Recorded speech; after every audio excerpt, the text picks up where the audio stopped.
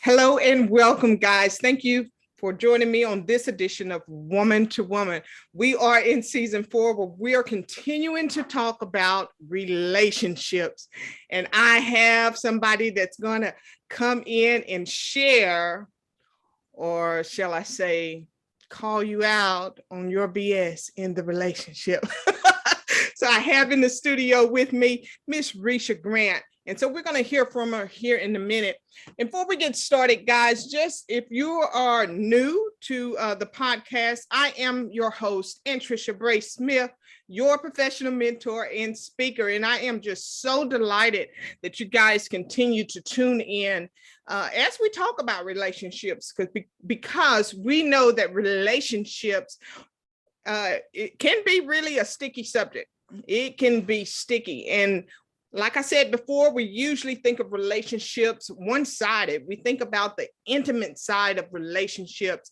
And though that's important, I find that even as our intimacy is impacted in the relationship, also does every other relationship we have, like say our business relationships, our relationships in the community, on our job, in our churches, just everywhere we immerse ourselves, we are surrounding ourselves and building and establishing relationships. So Risha, welcome to the set with me today. Go ahead and tell everybody a little bit about who you are and what it is that you do. Definitely. Well, first and foremost, thank you for the opportunity to speak with you today. I am Risha Grant. I am an international speaker, consultant, and author of the book That's BS. And that's what I do. I teach corporations and people how to get rid of their BS. And I have been working in this field for 25 years. Oh, wow. All I can say is wow with that. I struggled a little bit in my early years in business. I started out, 20 years old, introduced to the career field. And so needless to say, over those years in my adulthood, I've changed from jobs to jobs. Just really didn't have any stability. So in 25 years, I'm sure that you have developed your craft. Definitely. in understanding what goes on in this corporate world. So right. Just share with us a little bit when you say BS, because that's really your focus. You focus on the bias in these relationships in the corporate world. Tell us a little bit about what do you mean when you say BS? Well, BS is a play on bullshit, but it really means bias synapse, which is a term that I coined in order to help people understand the brain's role in unconscious bias. So not to get too academic, but for a lot of us, we don't remember our 8th grade science. So a synapse is how our brain communicates between brain cells. That usually happens in one direction. The same thing with our biases. They usually happen negatively. So we are, in fact, carrying around a lot of things that we may not even know that we're carrying around, because we kind of lived through the past hurts, pains, and experiences of the people who raised us. So I focus on unconscious bias because I feel like, for most people that may be flat out racist, sexist, all of those things, right? All of those isms, you have a lot of people who don't even know that they're doing it. And if we can become more aware of that, we can change how it is that we treat people and how it is that we view others. So that's what I specialize in. Yeah, I'm glad you said that, because, as I think back in my earlier years in the workforce, I could not understand why, when situations arise, because let's face it, I was a Black girl in a white girl's world, a white man's world, working these professional jobs. And sometimes we're the only one. Exactly. And so I would find myself getting so uncomfortable that it became more of a behavior for me to run rather than to step up, to speak up for myself or to speak up for what I need. Maybe my pay wasn't like someone else's pay, and maybe I was more qualified and I was looked over in positions. So I can see where that conditioning really not only impacted my job, but my personal relationships as well. Mm-hmm. It was just a behavior that I picked up all throughout my life. This is your focus in the area to where you specialize. How is it that your personal life play a role in you bringing a voice to some of the places where we women still today remain silent because we don't feel like we have that courage or power to stand in our own confidence, our own courage. Right. My life plays a part in it because the way I approach it is through my experiences. I share with my audiences all of my BS, you know, being that I didn't trust white folks. I still struggle with that sometimes. I didn't understand transgender folks. You know, I had to go learn and self-educate about my own biases, and that religion is something that I find difficult, and I don't think it should be. You know, I grew up in a very religious family, so everything that I was taught about religion made heaven seem like a really tough place to get into, right? But really, it should be about love. So those personal experiences are what draw other people in, because they can relate to these same things. They can relate to the fact that maybe they had a grandparent that was not intentionally trying to teach them to dislike a group of people, but because of something that happened to them, they still learn that anyway.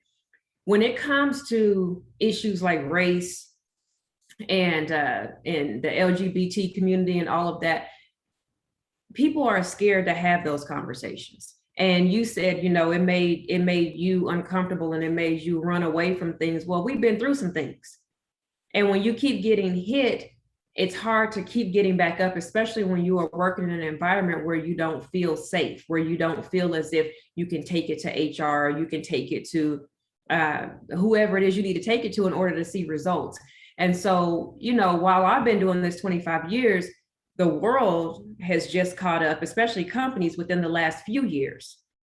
So there are a lot of people that are in toxic work environments that spend more time at work than they do at home. And those relationships are very fragile if you can call it a relationship at all. And so when these things happen, there's not anybody to go to. There's not anybody to validate those feelings. So for me, being able to share that, it helps, say, the other or the white folks to see themselves in the stories. And it helps the Black folks know they ain't the only ones dealing with this. You know, that here's somebody else and this is how they dealt with it. So it's really just using those experiences to let people know I don't have it all together, but I'm working toward it every day. And I still carry around a lot of bias, and I still struggle with that. But even in struggling with my mistrust of white folks, you know, I share that I met a white woman in 2016 over the phone that we decided to work together to build my speaking career. And we have built a highly successful business. We've only seen each other 3 times, but we built a trust and a bond. So you can't allow these past experiences to run your current and future life, because you can miss out. Absolutely. And I like that you said that, how things evolve. And with that being said, you know, we must also evolve. There comes a time where we have to stand our ground. We have to be aware of where we miss it also. And you said if you could call them relationships, good or bad, that's exactly what they are. These are relationships. You know, anytime, you know, we're interacting with each other, you know, we're building that. And the foundation really is going to determine whether or not we're going to make it or not. There comes a time that we really have to stop trying to blame other people for how we feel the way we feel, and just own that and work on us. Exactly. Because I can see so much over the past 3 years, and guys, I'm closer to 50 than I am 40. I can see over the past 3 years, just learning to do the work on me, how I was the one many times that needed to change or needed to address what was going on, address those behaviors, address that conditioning that I had been conditioned to, that way of thinking. Doesn't change necessarily my biases, so to speak, but it does change how I interact and how I react to people when I'm triggered or targeted in certain areas. Mm-hmm. I'm still, even on my workplace, I'm the only one. Yeah. I'm the only one with the credential. I'm the only one that has a level of credibility, I guess, so to speak. We see people in schools. I'm an educator, and we see people in schools all the time. But most of the children there that are of Black descent, they don't see many of us holding positions of status. They don't see many of us educated. Most of the people they see that look like them are the support help, the janitors, the people in the cafeteria, and things like that. So how do you think that plays a role on kids nowadays, even with the world evolving? Do you think that not being able to relate in the place where they spend most of their time, you talk about us spending hours on these jobs. What about the children being immersed in an environment all day, to where even if they have these biases against race or even, let's say, people of different socioeconomic statuses, how does that play a role, or how do you think that's impacting our children today? Oh, I think it's hard on our kids. There are a lot of times that we have to see it to believe it, but there are also a lot of times where even if we don't see it, we still have to know that we can achieve it. I didn't know an entrepreneur. I didn't grow up knowing an entrepreneur. I had nowhere to start. I had nobody that could pick up the phone and call, but I had to go seek that out. So while those images for us are far and in between, that's constantly changing. When I think about my nephew, the first president that he recalls is President Obama. Yeah. Whereas me and you have what, 40, 46 before that, that did not look like him. So what we have to realize is the only thing that we truly control are ourselves. The world was not built for us. We navigate that world differently, but it does not mean that we can't make it. And we don't have to run on the field or run in the gym or shoot a ball to do that. Yeah. There are different ways for us, but we have to be willing to seek it out. For a lot of us, because I did grow up on the Black side of Sapulpa, there were some great people that did some great things from that area, but the access wasn't there. So when you truly want something, and now the other thing is, these kids have the internet. They can go look up, I want to be a speaker, I want to be a teacher, I want to be, they can go look that stuff up. They can see people that look like them, and they can reach out. One of the things that I always try to do, especially with Black women, any Black woman that calls me that wants advice or how did you do it or whatever, I'm going to talk to them. At some point in time, I'm going to connect, because it was so damn hard, right? So kids, keep striving, keep moving. There's somebody out there. If you want to go get it, it's there.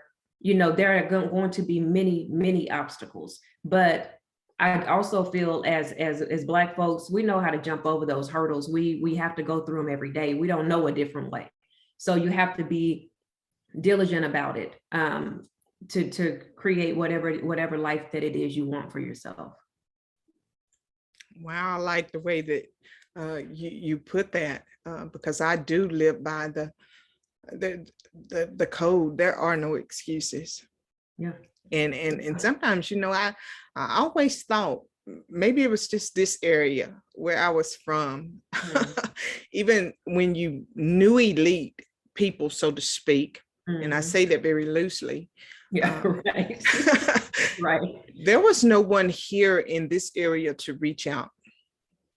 No one that reached out, and that was one of my goals, and that's the reason why I changed careers to be an educator, because it allowed me a seat in the influence chair, and where can I make the difference? I believe education failed me. The only thing that I can really give education for is to give me a sense of vocabulary, so to speak, so that I can understand certain cultures and languages that maybe I wouldn't have had that opportunity had I not went and sought out an education. And it also afforded me a lot of debt that exactly. I still pay for today. But really, none of it has anything to do other than going and securing a job, a day job, a 9 to 5 to afford me a sense of living. None of what I went to school for lines up with where my passion lies and what it is that I really do.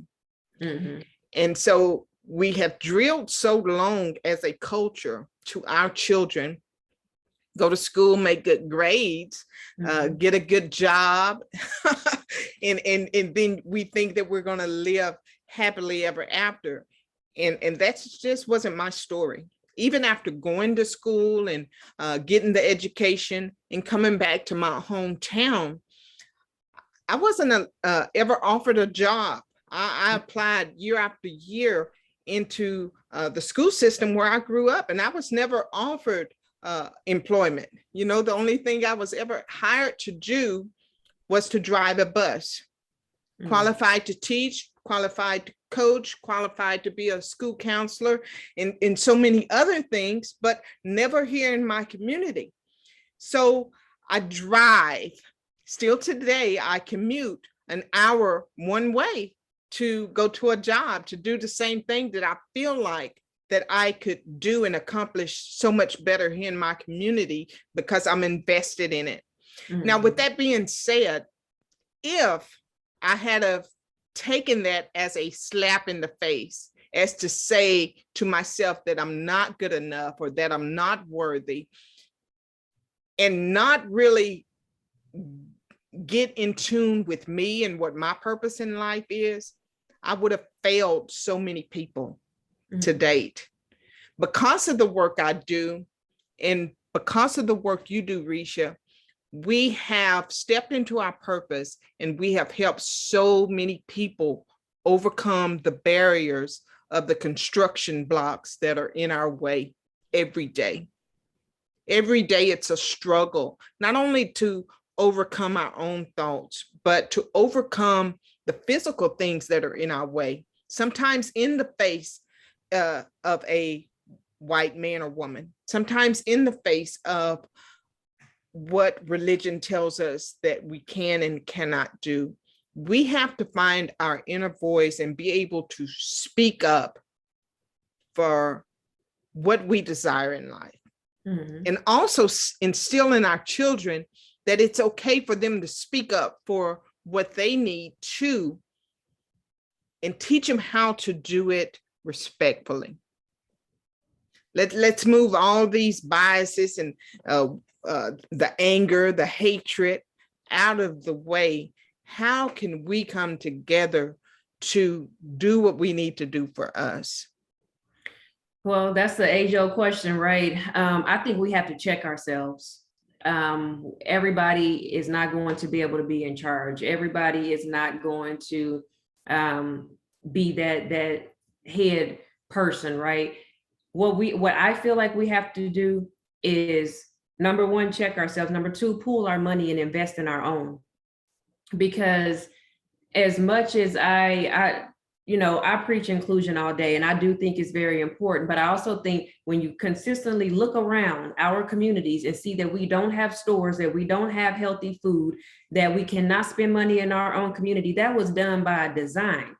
If we're going to change that, we have to get over the BS, come together, and actually go out here and create community. That is what is missing, is creating community. One thing about that small Black side of town of Sapulpa that I grew up in, it was about community. We had Mr. Black's candy store that was owned by Mr. Black, who happened to be a Black man, right?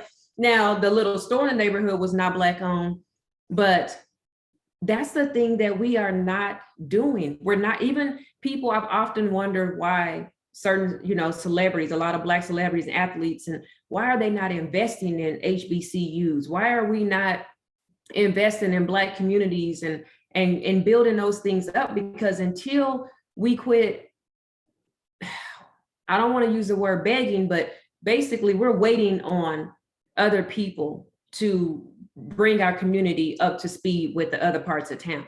It's not going to happen. And I think my grandparents are waiting on that. So here we are waiting on the same thing.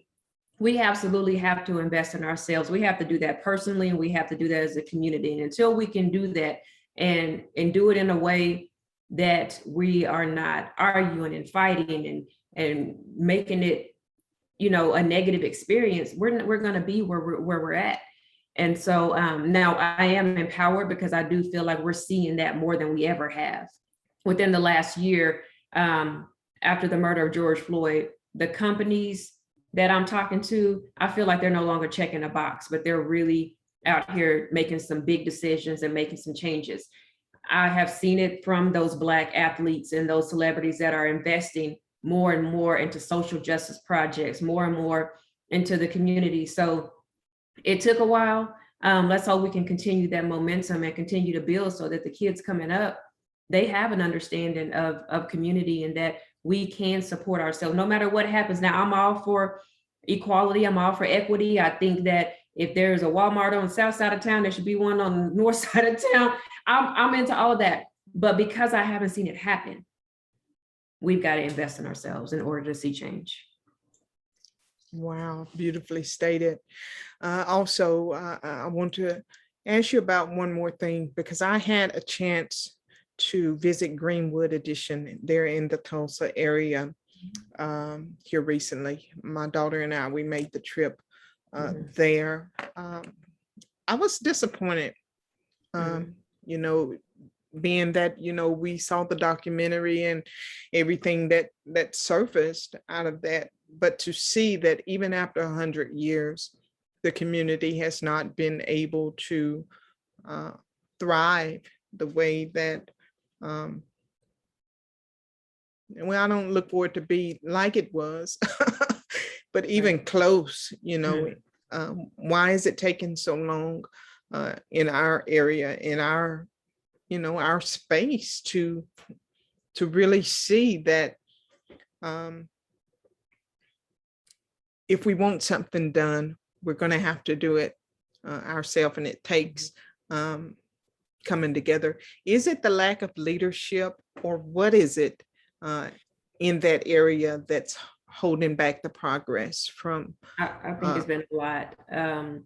Definitely lack of leadership. I don't think the city has not shown that they care at all. I mean, in this last year, you've seen that we've been able to get the museum built and up in time for the 100-year anniversary of the massacre.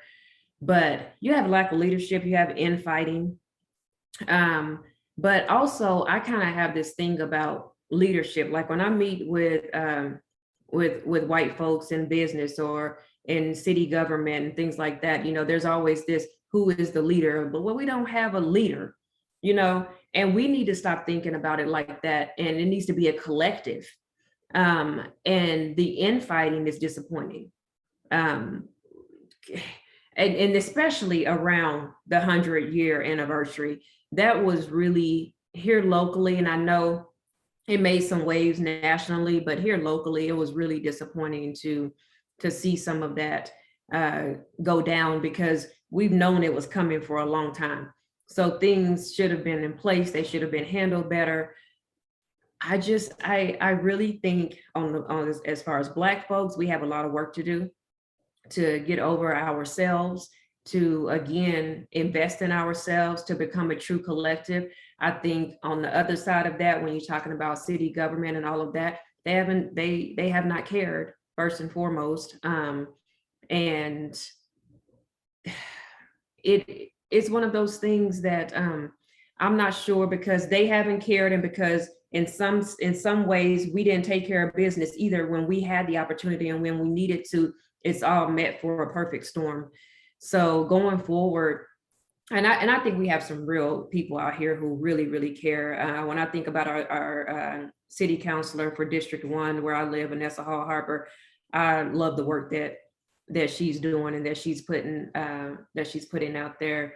And there are some other people that are out there in the trenches that are making it happen. But that is so much. It's so big, you know. It's so big, and there are so many players, and but we're gonna have to get on one accord. And I just think everybody's got a different plan, and we need one plan that we're all consistently working toward. Definitely need some team players. Yeah, And some mindset development and stuff. exactly. From my perception point of view, with the people that I met. Risha, this has been great. I have enjoyed sitting here having a conversation with you. You have a book that's available. Can you tell us a little bit about your book, and then also tell the audience where they can connect with you? Definitely. Well, this is my book, That's BS. Actually, I'm really excited. I have a second book that'll come out. When is that? Next year? Is it next year? It might be 2023, but I signed a book deal with the publisher, so it will be out. This was independent. I published this myself, but yeah, I'm happy to announce that the next book, Radical Acceptance, would be out. This book can be purchased on Amazon, and you can connect with me on all social media, and everything is Risha Grant. LinkedIn, Instagram, Facebook. I'm on all of them except TikTok, Snapchat, not my thing, but but otherwise, you can. I'm easy to find, and my website is rishagrant.com. So yeah, I would love to have a conversation with anybody that wants to reach out. That is so awesome. Guys, you heard it here first, where we have just addressed with Miss Risha Grant, your BS in the relationship. Until next time, I am Anntricia Bray Smith, your professional mentor and speaker.